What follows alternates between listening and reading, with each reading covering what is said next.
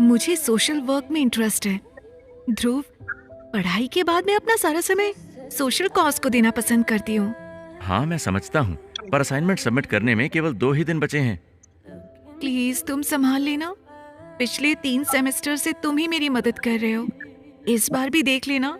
इतना कहकर जैस्मीन ध्रुव के काफी करीब आ गई। जैस्मीन और ध्रुव दोनों ही एमबीए कर रहे थे और ये उनका आखिरी सेमेस्टर था। ध्रुव जैस्मीन को चाहता भी था और उसके नखरे भी उठा रहा था। हालांकि अभी तक कुछ कह नहीं पाया था। वो एक साधारण सी फैमिली का सीधा साधा लड़का था। वहीं जैस्मिन बेहद खूबसूरत, अल्हड़ और लापरवाह थी, जिसे पढ़ाई से ज्यादा गरीब बच्चों को पढ़ाने में इंटरेस्ट था। और पिछले 2 सालों से उसके सारे काम ध्रुव को ही करने पड़ रहे थे। जैस्मिन के नाजुक हाथों का टच ध्रुव को अच्छा लग रहा था, पर अगले ही पल जैस्मिन छिटक कर ध्रुव से दूर हो गई। सामने से कार्तिक आ रहा था। हाय कार्तिक, कैसे हो? जैस्मिन ने कार्तिक को ग्रीट किया। कार्तिक हमेशा ही गलत वक्त पर आ जाता है और ध्रुव को इस बात से भी नफरत थी कि जैस्मिन इस कार्तिक जैसे लड़की को इतना भाव क्यों देती है।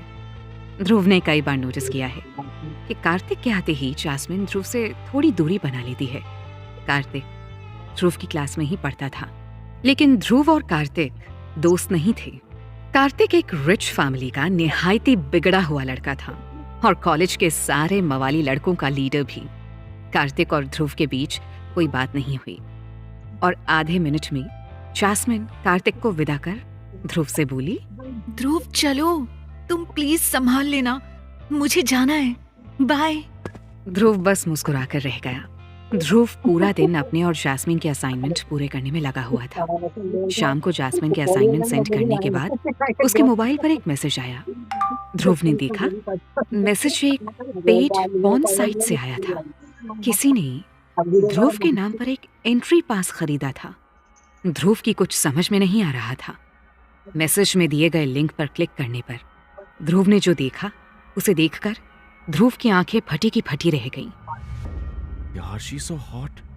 हे सेक्सी, तुम अभी तक कहाँ थी? तुमको अपनी ऑनलाइन अवेलेबिलिटी बढ़ानी चाहिए। लेट नाइट कैफेटेरिया में बैठे ध्रुव को इस तरह के कमेंट्स सुनकर घुटन हो रही थी। ध्रुव गुस्से, निराशा और घुटन के साथ अपने फोन को घूरे जा रहा था। स्क्रीन पर अजीब अजीब कमेंट्स आ रहे थे।